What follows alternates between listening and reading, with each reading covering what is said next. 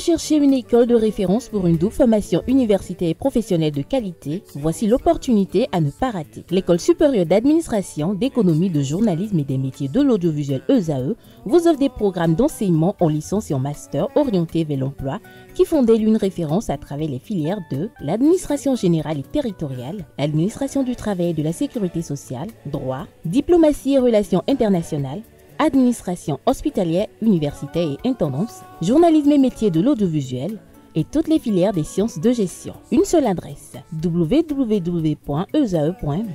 Rendez-vous dès maintenant sur nos campus ESAE Bedjromende au numéro 90 93 65 21 ou au numéro 98 98 14 00. Paracourt sur le numéro 52 46 12 12. Aboumé-Calavi au numéro 52 88 44 44. Akpakpa au numéro 52 88 33 33. ESAE, l'excellence à un nom. Le bulletin matinal d'information avec vous, Nasrine Fatoumbi, bonjour. Bonjour. Merci d'être là ce matin. Bonjour à vous, Atifor Lafa. Merci d'être là pour les trucs et astuces. On démarre ce bulletin matinal d'information avec le démarrage sur l'ensemble du territoire national de la phase écrite de l'examen national du certificat d'études primaires CEP, session de juin 2025. C'est bien cela, amis internautes, bonjour et bienvenue dans ce bulletin matinal d'information. 211 890 candidats répartis dans 800 centres de composition vont à l'assaut du premier diplôme académique. Dans ce rang, on compte 131 160 filles contre 140 236 garçons. Cette statistique révèle une légère hausse de 5% par rapport à l'année scolaire 2023-2024. Le coup d'envoi officiel sera donné par le ministre des Enseignements maternels et primaires, Salimane Karimou, à l'école primaire publique de Kokpara dans la commune de Lokossa, dans le département du Mono. Cet examen, faut-il le souligner, se déroule jusqu'au 5 juin 2025 et prendra fin par des épreuves sportives. Le ministre des Affaires étrangères béninois, le patron de la diplomatie béninoise, Olusegun Adjadi Bakari, a effectué une sortie médiatique hier au cours de laquelle il s'est prononcé sur la fermeture de la frontière, notamment entre le Bénin et le Niger, ceci en répondant à la dernière sortie médiatique du patron de la junte au pouvoir, le général Abdourahmane Tiani. C'est bien cela, le ministre béninois des Affaires étrangères, Olusegun Adjadi Bakari, joue à la carte de l'apaisement lors d'une sortie médiatique. Le chef de l'État nigérien, le général Abdourahmane Tiani, a réitéré son accusation selon laquelle le Bénin continue d'abriter des militaires français dont l'objectif est de déstabiliser son pays. Il laisse entendre que si une rupture de coopération militaire entre Cotonou et Paris, Niamey n'ouvrira pas ses frontières avec le Bénin. En réponse à la déclaration du président, le chef de la diplomatie béninoise a rappelé l'importance pour les deux pays de coopérer. Selon le chef de la diplomatie béninoise, Olusegun Adjadi Bakari, l'un des problèmes concrets auxquels les dirigeants du Bénin et du Niger devront faire face aujourd'hui, ce sont les questions de sécurité. Il rappelle que la frontière du côté du Bénin est ouverte. La frontière du Bénin est ouverte et puis à l'initiative du président de la République, chef de l'État et chef du gouvernement, Patrice Talon, un séminaire tripartite s'est tenu, tripartite impliquant bien évidemment le gouvernement, l'Assemblée nationale et le Conseil économique et social. Le séminaire en question s'est tenu au Palais de la Marina le 30 mai dernier avec la participation des présidents Louis Vlavonou de l'Assemblée nationale et Conrad Baguidi du Conseil économique et social. Le vendredi 30 mai 2025 s'est tenu au Palais de la Marina à Cotonou un séminaire tripartite initié par le chef de l'État, Patrice Talon. L'objectif principal de cette réunion était de définir les grandes orientations de la nouvelle mandature du Conseil économique et social et d'élaborer sa feuille de route. Cet événement a rassemblé le chef de l'État, le président de l'Assemblée nationale, Louis Vlavonou, le président du Conseil économique et social, Conrad Baguidi, les membres du gouvernement, les membres du Conseil économique et social ainsi que plusieurs députés. Plus de détails dans cette séquence vidéo. À la Marina, ce 30 mai 2025, l'heure n'est pas seulement à la décision, mais aussi à l'élégance du geste républicain. Patrice Talon a choisi de marquer cette journée d'un protocole personnellement orchestré, accueillir l'un après l'autre les deux présidents d'institutions conviés à ce séminaire tripartite historique. Ils avancent ensemble, à l'heure et surtout dans un décor porteur d'une autre parole. Car ici, les murs parlent. Depuis 2016, le palais de la République n'est plus une simple forteresse administrative. Il est devenu une galerie vivante, un espace d'exposition de la création béninoise, un écrin d'expression pour une génération d'artistes contemporains que l'État a choisi de remettre au centre. Ils peuvent s'appeler Epaphras Toirin, Charlie Djikou, Albert Sosa, François Ziangué, Nathanaël Vaudounkhe, Sébastien Bocor, Rémi Samuse, Brice Lokossou. Leurs œuvres racontent un Bénin multiple, enraciné et ouvert, spirituel et urbain, ancestral et résolument moderne. Le palais de la Marina devient pour eux un musée d'un nouveau genre, non pas une vitrine figée, mais un haut lieu de décision devenu tribune artistique. Ces artistes trouvent ici un écho que les musées, les foires ou les galeries internationales ne leur ont pas toujours offert. Le palais devient la maison du peuple et celle des créateurs. Depuis 2016, le Bénin s'est doté d'une politique culturelle affirmée, pas seulement pour exposer, mais pour intégrer la création dans le récit national.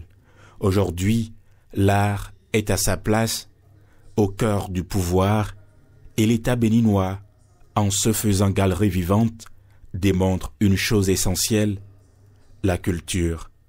C'est aussi une forme d'action. On s'intéresse à présent aux morts enregistrés au cours d'un accident de circulation à hauteur de Dassazoumé. Grave accident de circulation ce dimanche 1er juin 2025. Un bus de transport en commun provenant de Cotonou en partance pour Dassazoumé est entré en collision avec un camion gros porteur transportant du bétail quittant Niger avec aux environs de 2 heures du matin. La violence du choc a provoqué de lourdes pertes en vies humaines et d'importants dégâts matériels. Un second accident s'est également produit sur le même site. Un camion chargé de poteaux électriques en provenance de Cotonou est entré aussi en collision avec un bus déjà immobilisé sur la chaussée. L'Institut biblique de Cotonou a décerné des attestations de fin de formation à ses étudiants. L'Institut biblique de Cotonou IBC a décerné des attestations à ses étudiants en fin de formation en études bibliques et théologiques. C'était le vendredi 30 mai 2025 au siège de l'Institut en présence de leurs parents et des anciens élèves. Le reportage avec Quentin Amoussou.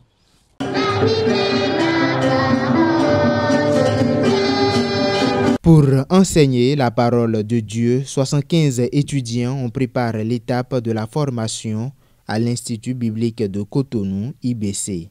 Ce vendredi 30 mai, ils ont obtenu leur attestation de fin de formation des mains du directeur de l'Institut qui leur a prodigué une nouvelle fois des conseils en mettant l'accent sur l'importance de l'accompagnement théologique pastoral. Avant de commencer l'œuvre, prenez soin de demander au Seigneur, je sais que tu m'appelles au sacerdoce, mais que veux-tu que je fasse?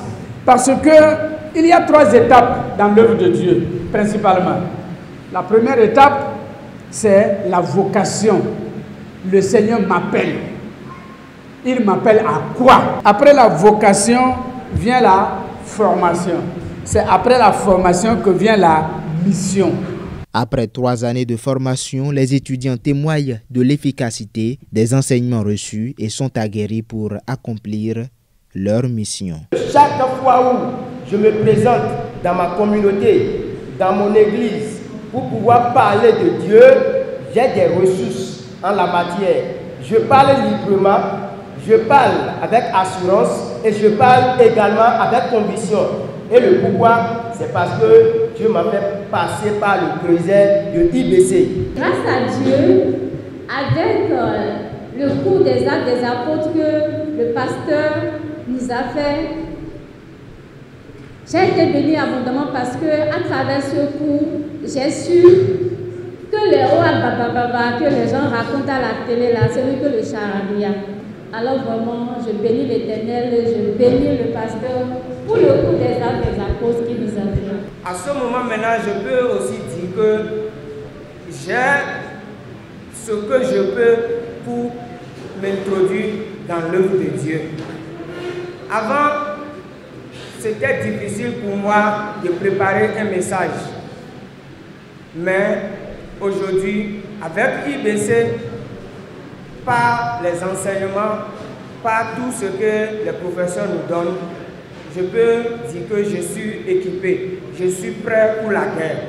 La prédication de ce soir abonde dans le même sens que les conseils du directeur de l'IBC. Vous devez finir les chantiers inachevés de vos vies. Vous devez tout faire. Et tout part de la connaissance. La nécessité d'étudier la Bible, elle est importante en ce sens que quand tu prends la Bible et tu commences par lire la Bible, l'auteur de la Bible vient à toi et t'inspire et t'illumine de ce que tu lis. Il t'assiste afin que tu ne te perdes jamais. Détenteurs de leur diplôme en fin de formation biblique et théologique grâce à l'IBC, ils sont prêts pour remplir efficacement leur mission.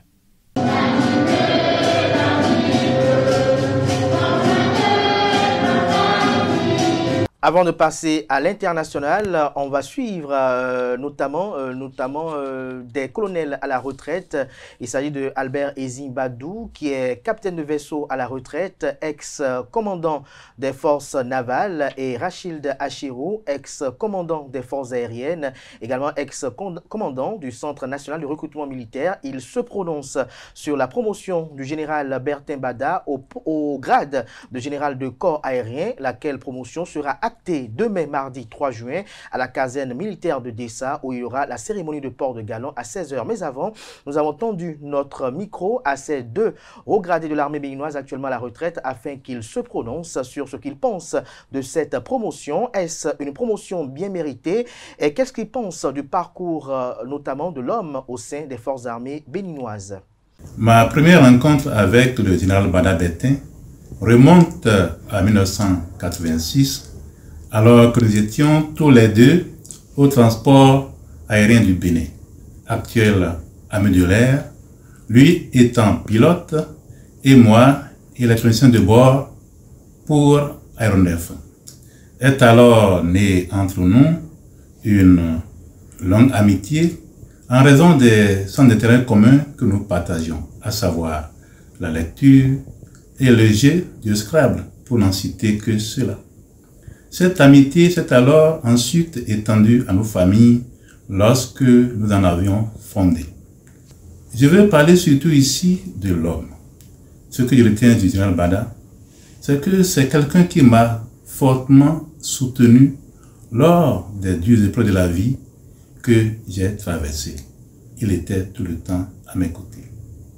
Et je n'en veux que pour preuve que lorsque j'ai été braqué le 8 juin 2013 à Pédoport, et là où j'ai même perdu un collègue et très proche ami, paix éternelle à son âme, le général Bada n'a pas hésité à faire décoller en tant que pilote un avion qui était déjà déclaré non en état de vol, et il est allé me récupérer à l'aérodrome de Cana pour me ramener à Cotonou pour les soins appropriés.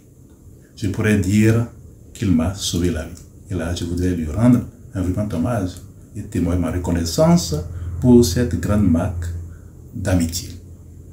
Pour finir, ce que je retiens principalement des qualités humaines de Jean Bada, c'est que c'est un homme très généreux et fidèle en amitié. Un personnage pittoresque qui a fait un parcours atypique, du jamais vu dans les forces armées.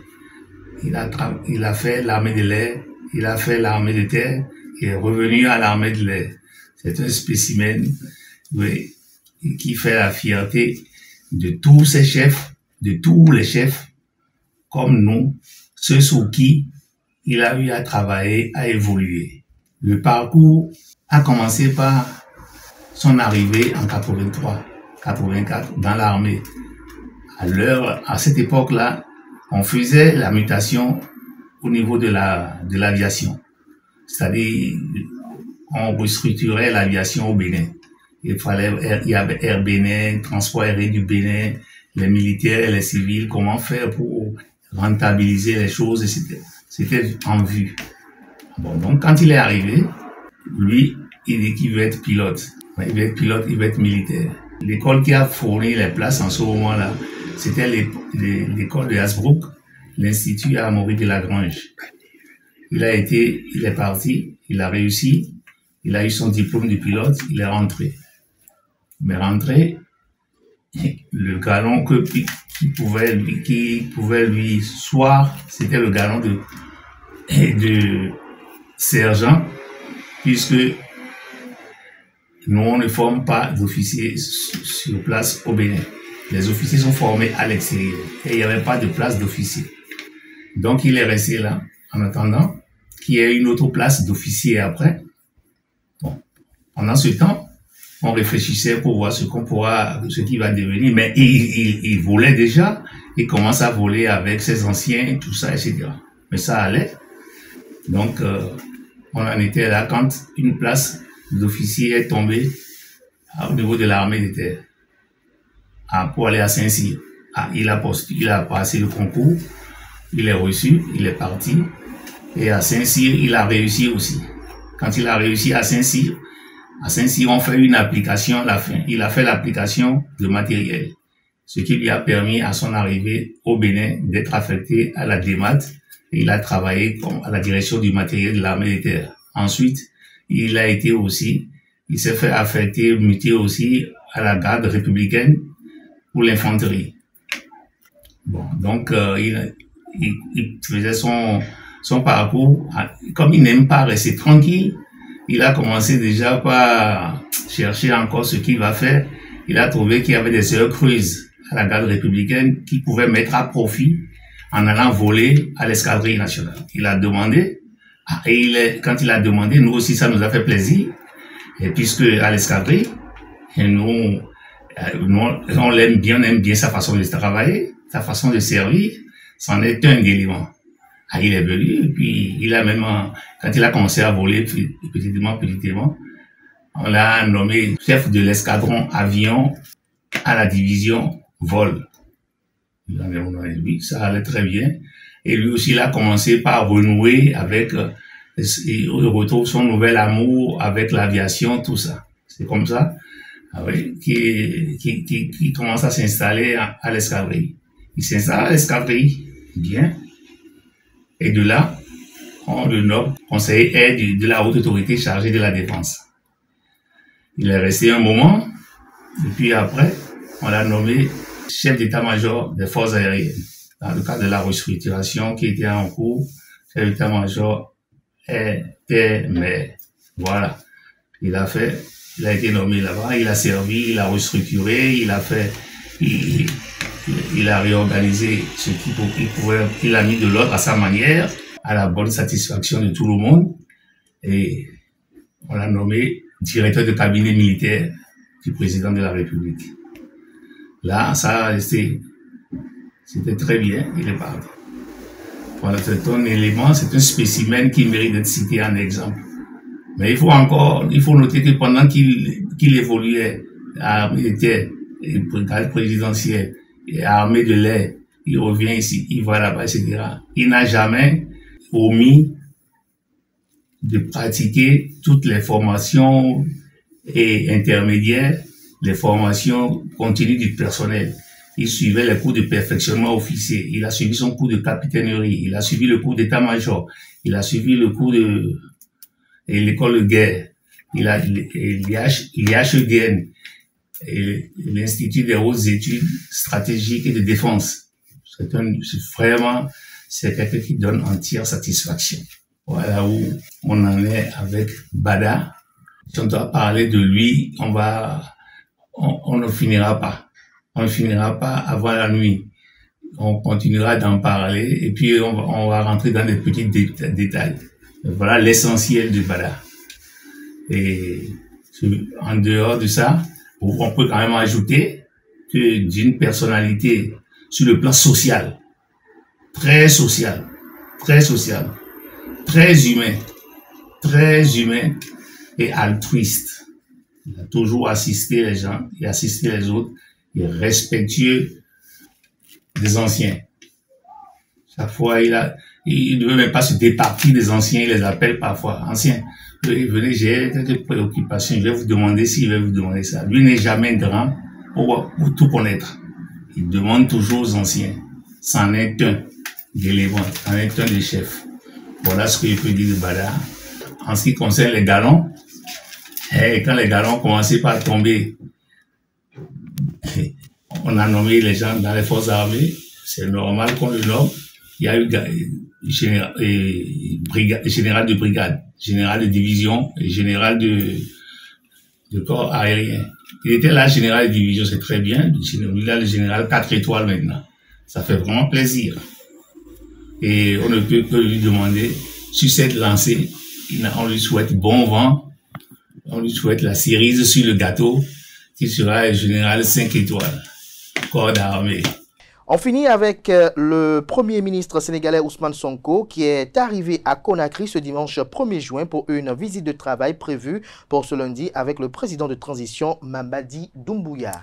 Le Premier ministre sénégalais Ousmane Sonko poursuit sa tournée régionale en Afrique de l'Ouest après sa visite en Côte d'Ivoire. Il est arrivé à Conakry ce dimanche 1er juin 2025 accompagné d'une délégation comprenant des cadres du ministère sénégalais de la pêche. Ousmane Sonko pourrait chercher à faire bénéficier ces entreprises de la forte croissance de l'économie guinéenne. L'arrivée au pouvoir de nouveaux dirigeants dans les deux pays, une nouvelle génération relance la relation panne depuis une dizaine d'années sous les présidents Alpha Condé et Macky Sall. Conakry et Dakar ont connu une décennie de tensions. Le rapprochement s'était d'ailleurs amorcé l'an dernier où Mamadi Doumbouya s'était rendu à l'investiture du président sénégalais Bassirou Diomaye Faye.